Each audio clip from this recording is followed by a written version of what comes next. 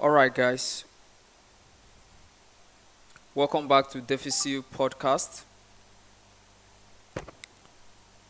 So, do ensure you follow us on YouTube, on Facebook, on Instagram,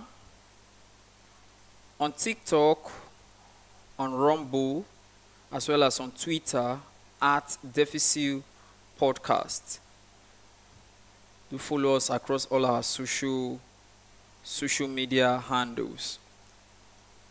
So, today we'll be considering a very important topic, though we've done the part one of this topic, and the topic says 24 laws of marriage and relationship. When we did the part one, we talked about 7 or 8. So in order for us not to be lost, I'm starting from number 7. I'm continuing the series from number 7. So let's proceed with the number 7. So remember that Deficit Podcast is focused or committed to marriage, relationship/marriage, fitness, health, business, and finance. So these are the areas of coverage of this particular podcast as a podcast platform. So let's continue from number 7, which is where we likely stopped in our previous session. So number 7 is that a man should never return to a woman he once dated and broke up with, especially if she has dated other guys or if she has dated other persons during this period of breakup. You should never be seen going back to your ex as a man. If you dated a lady and you guys broke up, and within the period you broke up and she dated other persons, do not make the mistake of going back to such lady. It is very dangerous. So let's continue with number 8.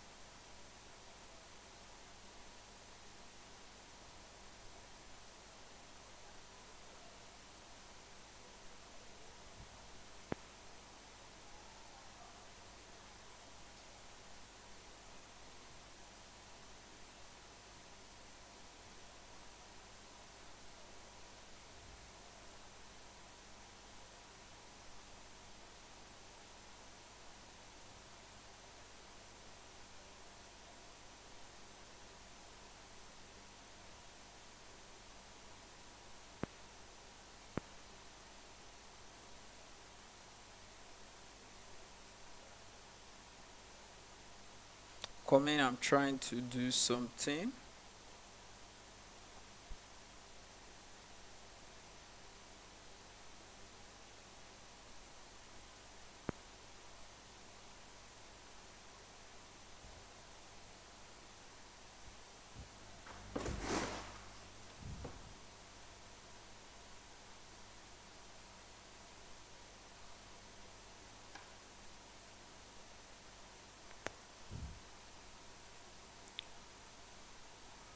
All right, number 8.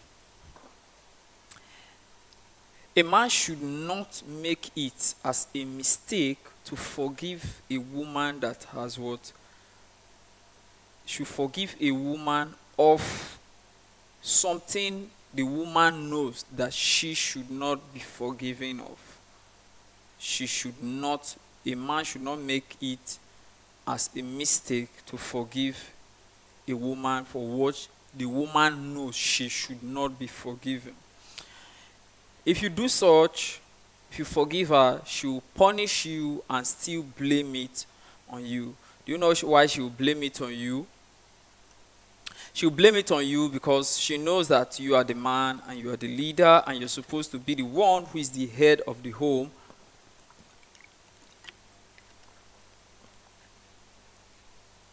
or the one that is supposed to be the head of the relationship, and such particular attempts or action that she committed that you were not supposed to what to forgive her. So it's the reason why if you forgive her, she will punish you for it and blame you again for forgiving her of such actions. So let's proceed to number 9. Now, okay, let's make example of such things that a woman should not be forgiven is cheating. If you forgive a woman of cheating, she'll punish you and she will blame you for what? For you forgiving her. So let's proceed with number 9. If you borrow money from your wife or your girlfriend, ensure you make it as a point of duty to what? To pay such money back. Don't borrow money from. Now, this is not only to your wife or only to your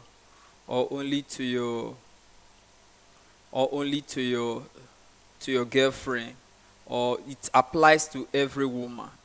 If you borrow money from any woman, ensure, so long the name is stipulated on it that you borrowed that money from that woman, ensure you pay it back as soon as possible and as much as early as you can. So that's number 9. Then number 10. Number 10 is this: plan your wedding expenses, or plan your wedding or the marriage ceremony, the ceremony of the marriage or the wedding ceremony. Plan it with your own resources, or plan it within the confines of the money or the resources that you have. Do not plan do not plan with other people's resources. Do not plan and have eyes on your families or on her families, thinking or believing that, oh, her family is wealthy, they will contribute this. Her family is this, they will contribute that. Do not plan with her family. Even with your own family, do not plan expecting that your family will give you heaven and earth. Plan with the resources you have. If your family have given to you, then plan with such. But do not plan with the intention in mind that they will accept, gifts will be brought from outside, or gifts will be brought to the marriage ceremony, and with such gift that will be brought, you use it to offset debt. This means that you shouldn't go into debt because you are planning your marriage or you are planning your wedding ceremony. And if her family offers to contribute it, accept such contribution. Do you know why? Because technically it's her wedding. Now, if you are very familiar, or if you are somebody who attends events a lot, you discover that women are the ones who smiles the most during a wedding or marriage event. They are the one who smiles most. If you look at them, they are always happy, smiling, they dance the most. Do you know why? Because a man can live all of his life and not get married, and he will be fulfilled. But it will be difficult for a woman to live as such, that for a woman to live all of her life and not get married and we feel fulfilled. It's not easy. So it's the reason why they see marriage as a trophy. They see it as a prize. They see it as a crown won on them. So it's the reason why they cherish it with all of what they have. So that's for number 10. Then number 11, never marry a woman who is older, more educated, more experienced, or who belongs to a higher social class than you. Now, what does this mean?